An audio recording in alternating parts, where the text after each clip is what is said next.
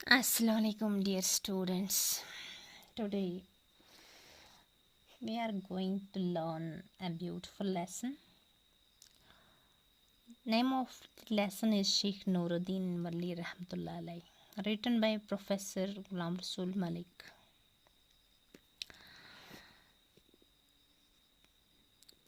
True saints are in search of God and their own self. They renounce all the worldly comfort and pleasure to know their God. Simplicity and truth is their hallmark. कहते हैं जो सच्चे क्या होते हैं, सच्चे वली बुजुर्ग अल्लाह वाले, वो किसकी सर्च में होते हैं? Search of God and their own self. वो सिर्फ अल्लाह की तलाश में होते हैं और अपने आप को पहचानने की तलाश में होते हैं. They renounce all the worldly comfort and pleasures to know their God. उन्होंने अपना सब कुछ छोड़ दिया होता है. दुनिया को वो मतलब दुनियाई मामलों में वो रस नहीं देते. वो सिर्फ किस में लगे होते हैं? अपनी आखिरत संवारने के लिए और अल्लाह को पहचानने में. Simplicity and truth is their hallmark. उनका हॉलमार्क क्या होता है? निशान क्या होता है? असली ट्रूथफुल, सच्चाई.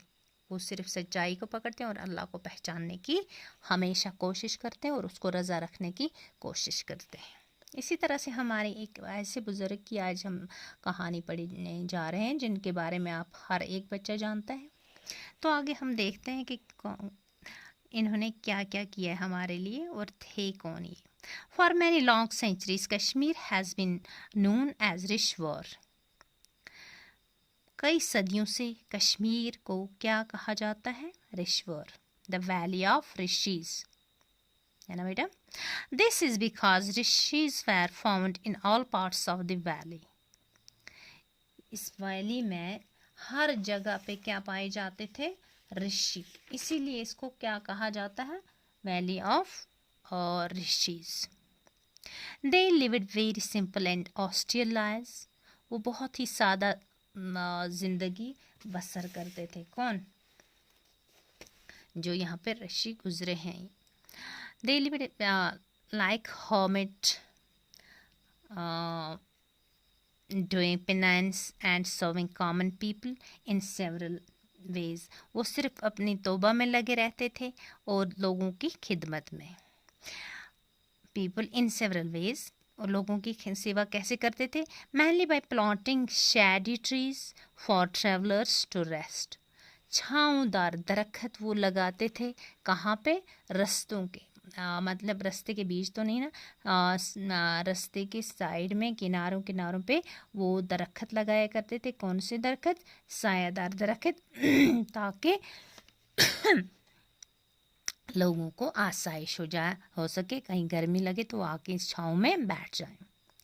When Islam entered the valley in the 13th century, जब हमारी वैली में इस्लाम का नज़ूल हुआ किस सेंचुरी में? 13th century. The Rishi tradition continued. Rishi का ये ट्रेडिशन था, ये कंटिन्यू हुआ. But was given a Muslim color and character. Rishi तो थे लेकिन तब 13th सेंचुरी में इसको कौन सा नाम मिला? मुस्लिम का.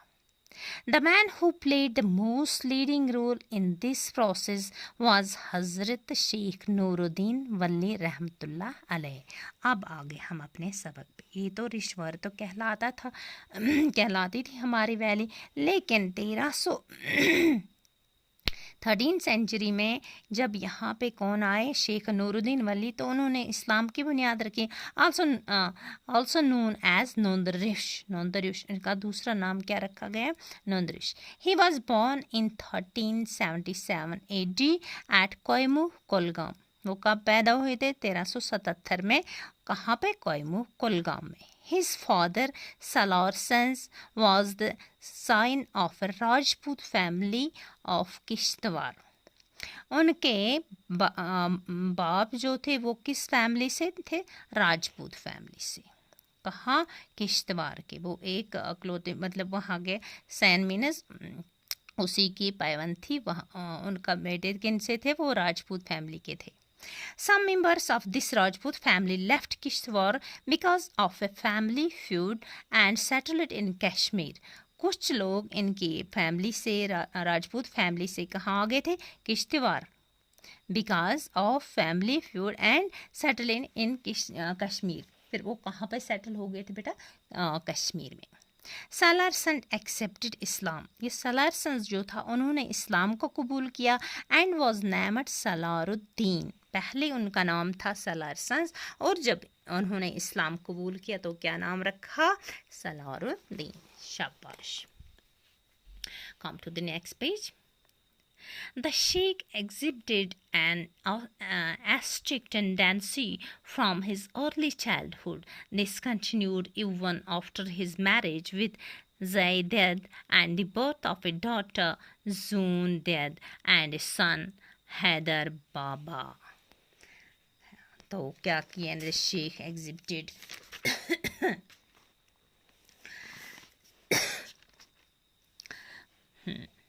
The sheikh exhibited an ascetic tendency from his early childhood. उनको बचपन से ही किसकी तरफ था, इस्लाम की तरफ अपना ये तवज्जो राग़िब थी। This continued even after his marriage with Zaid, उन्होंने शादी की, उनका नाम क्या था, Zaid. And the birth of a daughter, फिर उनकी एक बेटी पैदा हुई, उनका नाम क्या रखा, जूनदद। क्या नाम था उसका, जूनदद। एंड सन, और एक बेटा हैदर बाबा, उसका नाम क्या था, हैदर बाबा। At the prime of his youth, he adopted a monastic way of life. बचपन से ही उन्होंने एक अलग थलग एक अपनी ज़िंदगी का तरीका अपनाया। He entered a cave near Koimu and according to legends spent 12 years there. उन्होंने क्या किया, entered a cave, वो एक गुफा में चले गए। किसमें, गुफा में। entered a cave for how many years? He for 12 years doing penance. Penance means तौबा, and purifying himself, और अपने आप को साफ करने लगे, अपना अंदरूनी मतलब रूहानियत को साफ करने के लिए वो इसी गरज से कहाँ पे, एक गुफा में चले गए 12 साल तक। It appears from what he did later that this was a period of spiritual training and preparation. Spiritual means रूहानी अपनी रूह को साफ करने के लिए उनकी एक ट्रेनिंग उनको थी। When he finally left the cave, और जब वो केव से निकले, he had turned into a dedicated missionary. जब वहाँ 12 साल उन्होंने इबादत की, अलग थलग रहे लोगों से, तो फिर उन्होंने एक turned into a dedicated missionary, बहुत एक अच्छे आदमी बन के निकले। He move from place to place in Kashmir preaching his simple gossip of the fear of God and accountability before him after death. तो वो अब हर जगह जाने लगे कश्मीर में, घर घर की तक ये आवाज़ पहुंचाने लगे कि अल्लाह एक है, हमें उसकी इबादत करनी चाहिए और मरने के बाद हमें अपने कर्मों की सज़ा मिलेगी, हमें इसकी पूछताछ होगी। तो ये हर घर तक उन्होंने आवाज़ पहुंचाई कश्मीर में। किन्होंने, शेख नूरुद्दीन रहमतुल्लाह अलैह ने। ये कब की, जब पहले 12 साल कहाँ पे रहे, एक गुफा में, तो वहाँ पे उन्होंने तौबा की, वहाँ से एक नेक आदमी बन के निकले। तो वो हर घर तक वो ये संदेशा पहुँचाने लगे कि अल्लाह एक है, उसकी इबादत करो और मरने के बाद हमें अपने कर्मों का ये बदला मिलेगा और हमें इसकी पूछताछ होगी। Him after death, commitment to the principles of truth, justice and love and service of mankind. By his saintly life, he set an example of simplicity, truthfulness and devoted service of people. ने ये कहा कि सिर्फ सच कहना है, simplicity, truthfulness and devoted service of people. As a missionary he taught us that a true saint is that, ये line आपको अच्छे से याद रखनी है। He taught us that a true saint is not one who escapes from life, but one who does the duties of life with honesty and humanity. हाँ, उन्होंने क्या कहा? एक ट्रू सेंट, एक सच्चा बुजुर्ग वो होता है, a true saint is not one who escapes from life, वो नहीं है कि जो जिंदगी से भाग ही जाए, but one who does the duties of life.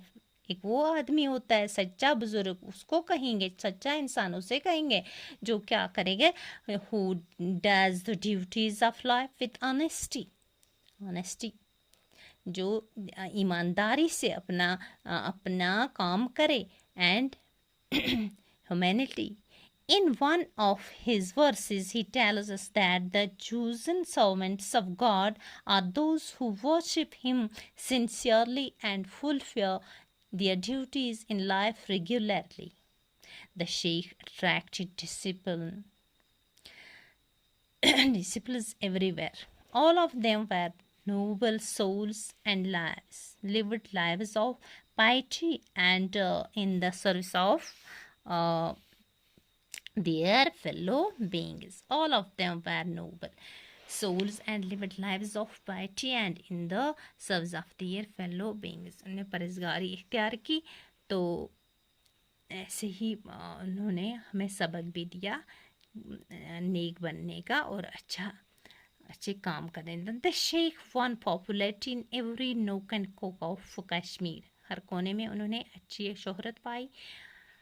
Kashmiris called him and continue to call him Sheikhul Alam Rahmatullah alayh, which means the spiritual guide of the world or a saint of world stature. Kashmiri लोग आज भी हम उन्हें क्या किस नाम से पुकारते हैं? शेखुल आलम, है ना। तो इसका मतलब क्या होता है? आलम होता है दुनिया में फैला हुआ, जिसने इस्लाम फैलाया और जो सच्चा बुजुर्ग था, which means the spiritual guide of the world, of saint of the world stature.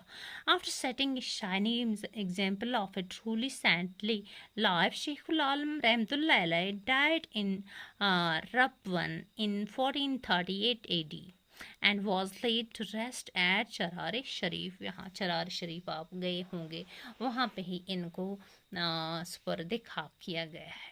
किस सन में वो इस दुनिया से चल बसे? 1438 में। शेखुल आलम रहमतुल्लाह अलैह is one of those rare personages of history whose popularity goes on growing every after their death. With the passage of time, the Sheikh has become a household name in every part of Kashmir. है ना, हर एक घर में इनका नाम हमेशा लिया जाता है और लिया जाता रहेगा। People continue to repeat his wise saying and sweet verses. Years after his death, queens were struck in his name during the Afghan rule over Kashmir. Afghan rule जब था कश्मीर में, तो उन्होंने उन दिनों जो कोइन से सिक्के थे उन पर भी इनका नाम लिखा गया था। किनका? शेख नूरुद्दीन वली का। Today numerous truths and educational institutions exist in his name. आजकल भी आप जहाँ देखोगे कई इनके नाम के कई स्कूल्स हैं, कई ये हैं इंस्टीट्यूशंस हैं, कई हॉस्पिटल्स किन के नाम पे बनाए गए हैं? शेख नूरुद्दीन वली रहमतुल्लाह अलैह के नाम पे। These include Sheikhul Alam रहमतुल्लाह अलैह chair at the university of Kashmir. Kashmir university में इनकी एक चेयर है, वो इन्हीं के नाम पे बनाई गई है। एंड शेखुल आलम रहमतुल्लाह अलैह museum at the university of Jammu, और जम्मू यूनिवर्सिटी में इनके नाम का क्या है? म्यूज़ियम है। शाबाश बच्चों, हम ग्लॉसरी पे आइए। Austere, simple, without an luxury. hermit, someone who chooses to live alone. Penance, subjecting oneself to rigid and painful spiritual exercise. Ascetic, one who leads a hermetic life. Monastic, hermetic, escapist.